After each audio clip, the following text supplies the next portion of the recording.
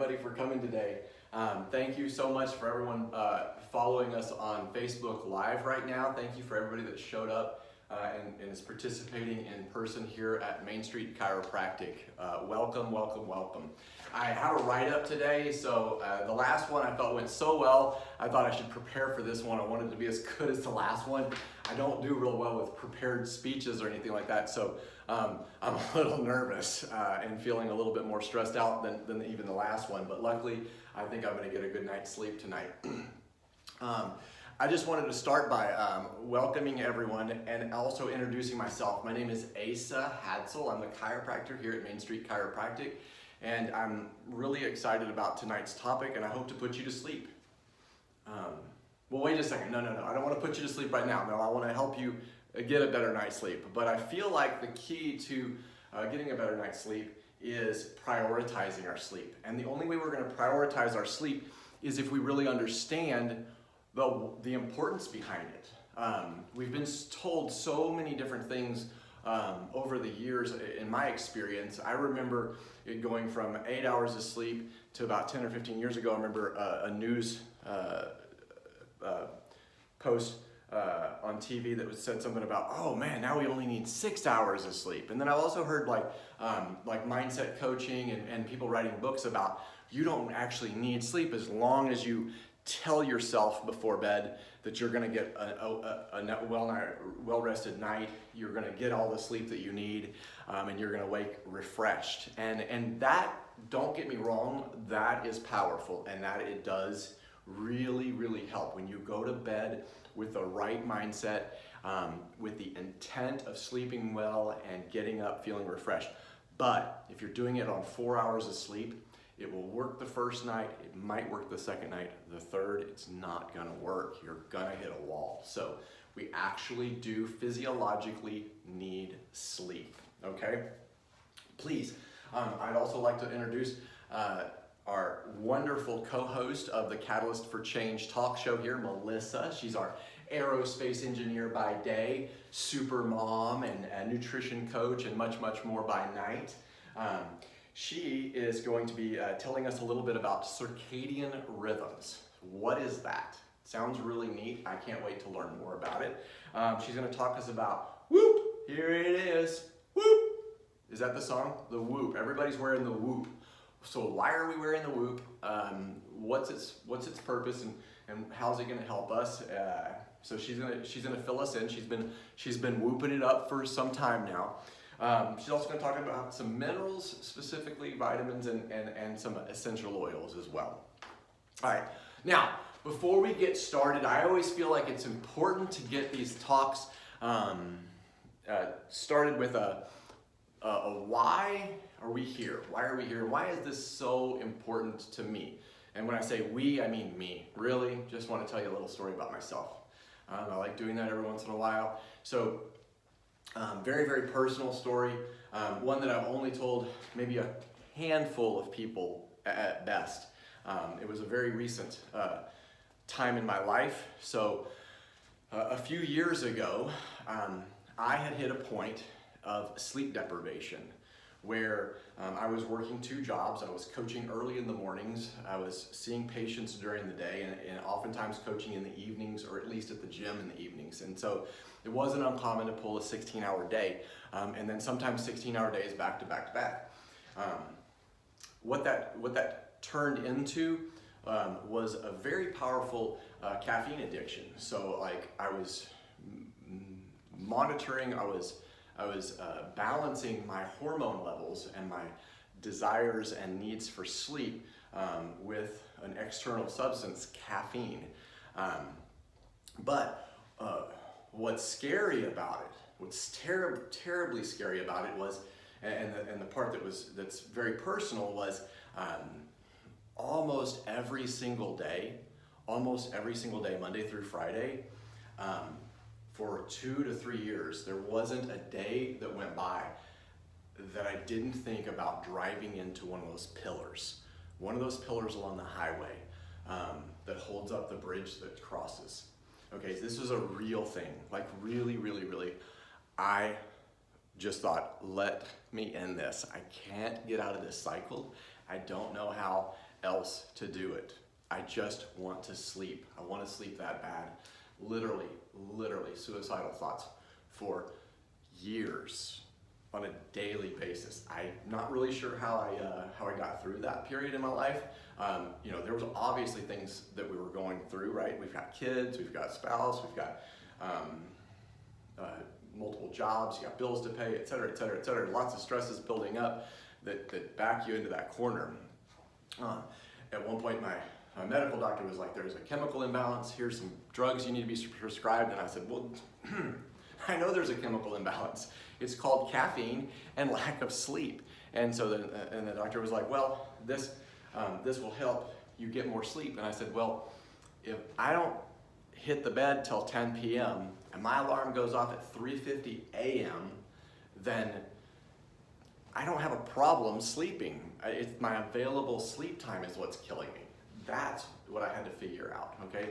And so the only reason I tell you this is that I have been there in the most extreme form. Like, it doesn't get any more extreme than ready to end your life, knowing that you have 2 beautiful children at the time, a wonderful wife, a great career, a fantastic opportunity to serve on a daily basis, and to still want to just end it all because of sleep. But I want to let you know that I've been there, I have survived, and I know if you're on any spectrum of that, you can too. And so that's why it's so important that I share that story. We also do want to address real quickly, there are sleep disorders. There are sleep apnea, there is insomnia.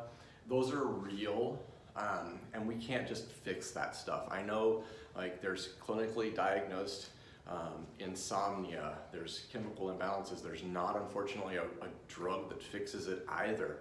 So there are serious issues out there, and I cry, my heart cries out for you guys that may be struggling with that. I completely can empathize, and I'm so sorry.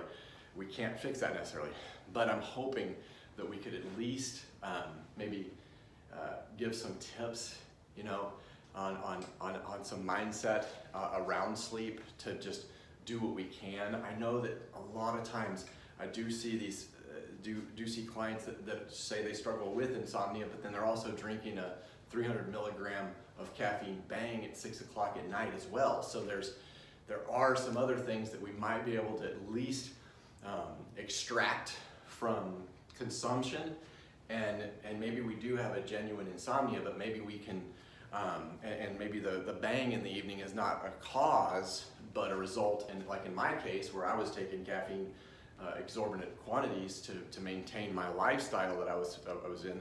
So I'm not judging, I'm not criticizing, but I'm just saying, like, let's hopefully find maybe some helpful things. I do want to address a sleep apnea. That's whenever we stop breathing at night and we're sleeping. That you need to get a sleep study done, and you need to find out if this is a real thing, and it's very dangerous and it's scary. But I do know that as soon as you get it diagnosed and you get the CPAP machine and all that stuff, most of us struggling with that, we have got to get on a strength training program and a weight loss program. Those are huge contributors, weight loss and strength training. So building lean muscle mass to increase our metabolism, getting active during the day, and then taking a lot of weight off of our bodies while we're trying to sleep. So please take me seriously on that one. But I just wanted to touch on those sleep disorders. But what we want to focus on today is disordered sleeping. I took this from disordered eating, right? So it's not a diagnosable sleep disorder, but disordered sleeping would be in the case of just, I would say, a lot of us. So 2 things we want to look at is our constantly changing nighttime and morning time schedules. Okay, so many of us that have some disordered sleep patterns, maybe one night we go to bed at 7 p.m. because we're so exhausted, and the next night we're re-energized, or we've got something going, so we're going to be up until 12 or 1 in the morning. And especially from week to weekend, this is very common. We're hitting the road by 6 a.m. Monday through Friday, and bam, we're staying up partying on Friday night, and we're waking up at 11 a.m. on Saturday, and then we plan on actually making up all that sleep Sunday morning, and getting a little bit more to re-energize and revitalize ourselves for the week. And so just keeping that in mind, that we may need to navigate a more rigid schedule. Of course, that goes back to why. Why are we sleeping, and why is it important, and why should I prioritize it? And so I get that, and we'll get there. But the second thing that we want to make sure of, that we want to help with regards to disordered sleeping, is what are we consuming? So what are we consuming, ingesting into our body physiologically, like sugar, alcohol, caffeine. But then also, what are we ingesting through our eyes and our brain? The lighting that's messing up our melatonin before bed sometimes. Just the stimulating information that we're intaking, like murder mystery right before bed that scares us and keeps us thinking about crazy stuff, or even just something as simple as a social media posts. Did somebody like my post? Oh yay, dopamine hit. I'm wide awake now because I got a lot of likes on Facebook, right? So just thinking about that. But before we get to the good stuff, I did want to touch upon also how some of the benefits of sleep, of why we sleep, but then also some of the scary stuff about it. So, but the most important thing is, this was a question posed in a great book, Why We Sleep, by Christopher Walker. Fantastic book.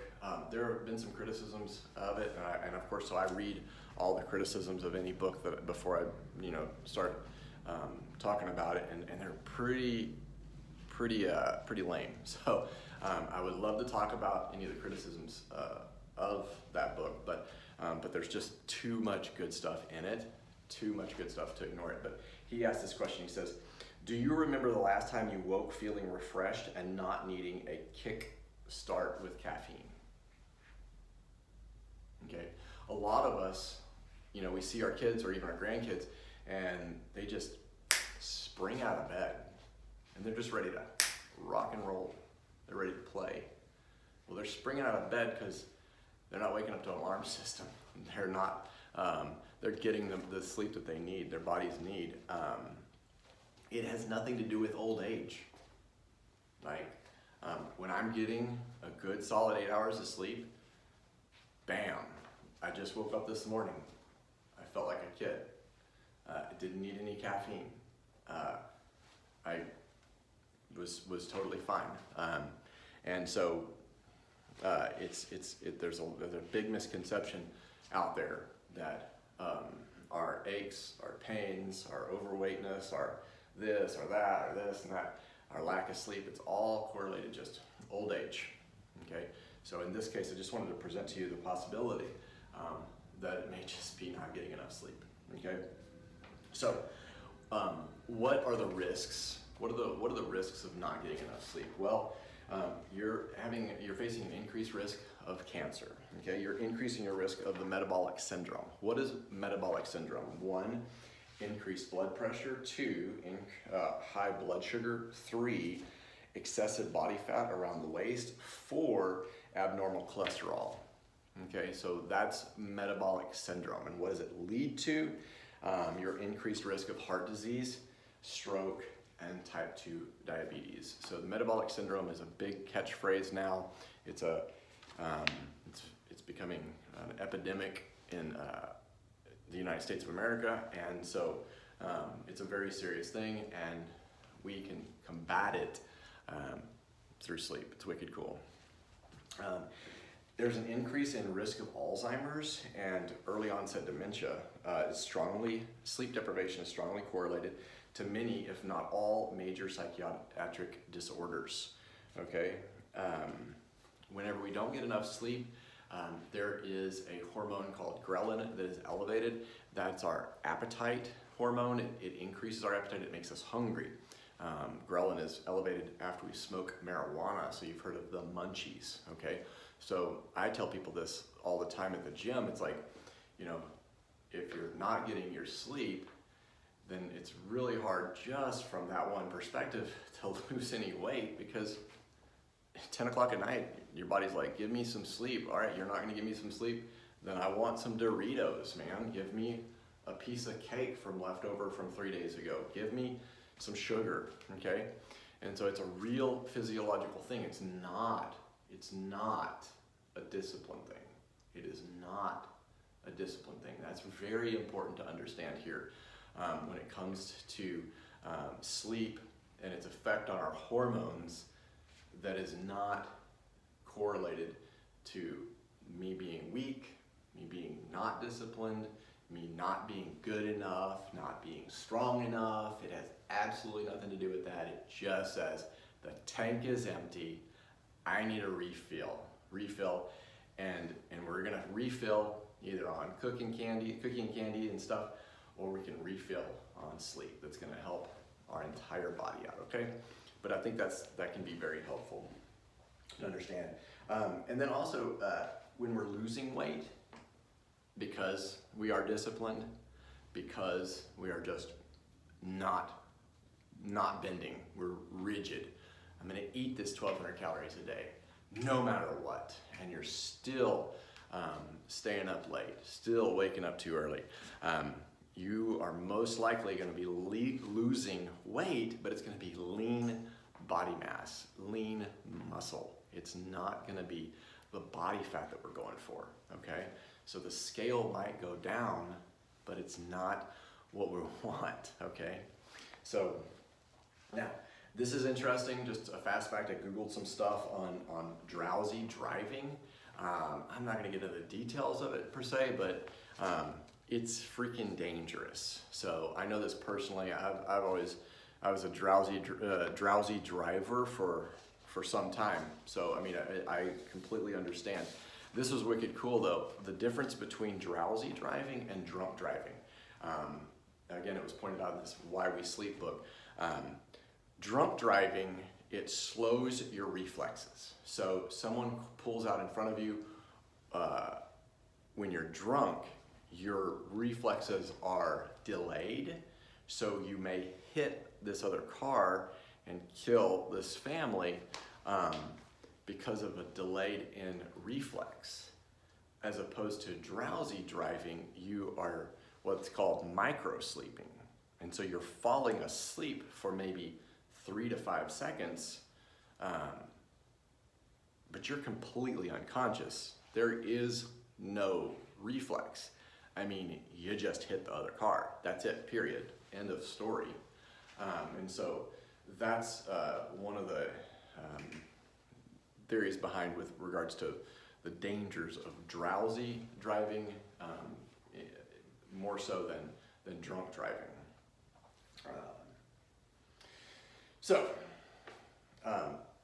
Lots of benefits to sleeping.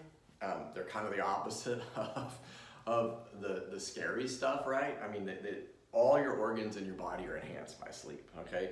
Your brain's recalculated, it reorganizes things. I tell people all the time, like, and we've known this for a while, you know, if you study before a test, you want to make sure you're studying the night before and you get a good night's sleep. Your brain kind of processes everything and puts it together and helps short-term memory, long-term memory, all that good stuff. But it helps you get through the day. But psychologically, it's a hormone leveler, so it's just gonna balance your hormones, which of course translates into balancing your body weight, balancing your cardiovascular system, and just all that good stuff for your body. Let's see. Yeah. See, that's why I don't do notes. Now I'm reading my notes, okay? But now, I've told you my personal story, why I'm here. And I've told you a lot about kind of why we sleep, more from a scare perspective, but then there's also so many benefits of just feeling like a kid again, feeling so good, feeling so refreshed. But then the question is, how do I know? Or I guess the question is, what questions should I ask of myself? And I just wanted to pose 3 questions. Am I getting enough sleep? Okay. How much is enough sleep? And then how do I know? Okay. So those are kind of the big questions, because many of us don't know any different. So they're just like, oh, I need 6 hours of sleep. That's it. Okay. But then we don't know, we've never done like a test on ourselves to know if, oh yeah, I only need 6 hours of sleep and a Red Bull. You know, so what if we didn't have that Red Bull? So how much do we need? So the first thing, am I getting enough sleep? I want to ask there's 2 test questions. 1, could you go back to sleep around 10 a.m.? So if you wake up, get to work, 8 a.m. and you're ready to crash or take a nap at 10 a.m. So I know personally, this has been a story of mine for a long time. I could pass out. I would coach early morning, start seeing patients, and by 10 a.m. I was ready for a nap. Well, that's kind of silly. We're not designed to have to take a nap, a few hours upon waking. So if the answer is yes, I could totally lay down and take a nap at 10 a.m., then that's a good indicator that we're not getting enough sleep, okay? And then, do you need a hit of caffeine before 12 p.m.? So before lunchtime, if I feel the need to get that caffeine in my system before 12 p.m., then yes, this is a good indicator that we're not getting enough sleep, okay?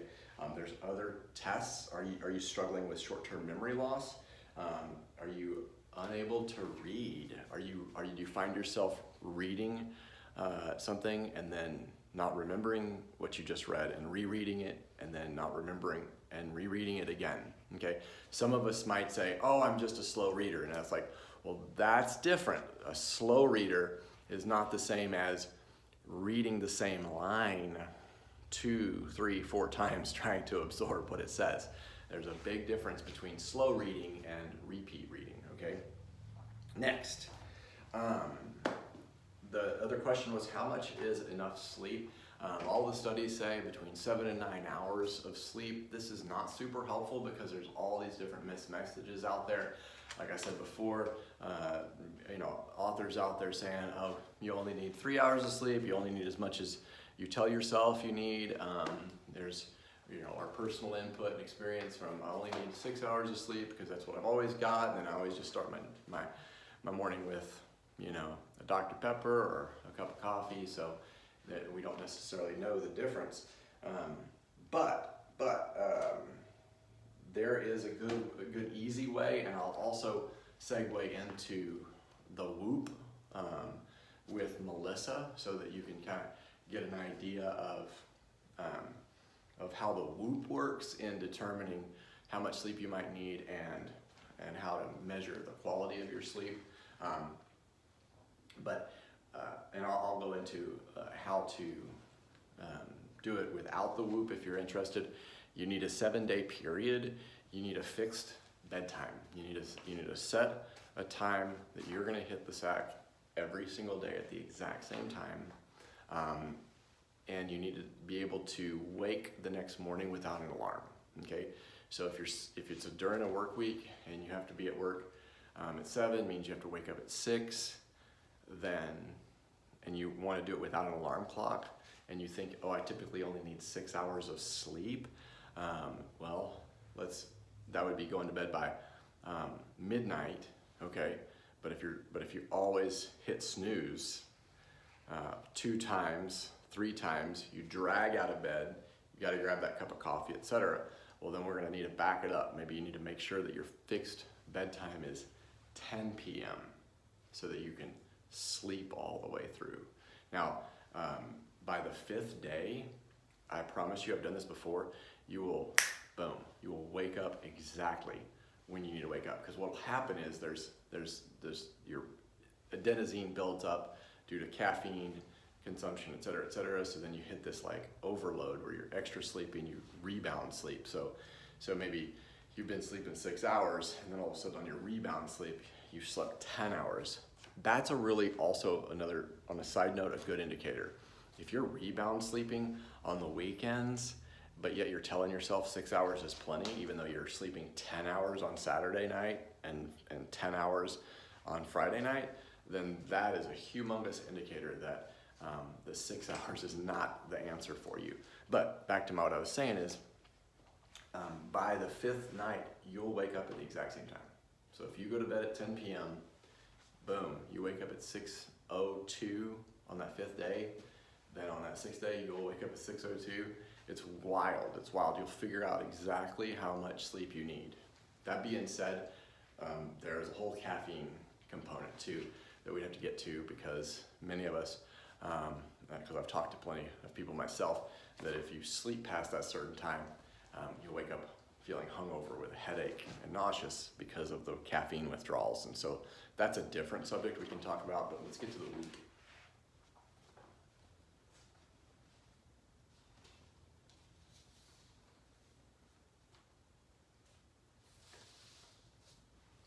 Cool. So now we've kind of figured out what we need for sleep, how many hours of sleep we need. So I would like to then now talk about what do we do about it? Well, the first thing is setting a fixed schedule. And just like in our test, picking a time and going to bed at that exact time. The next thing we're gonna look at is our consumption before bed as well as during the day. So caffeine, sugar, alcohol, and then our information into our eyes, going straight to the brain. And then Melissa's gonna talk about that stuff.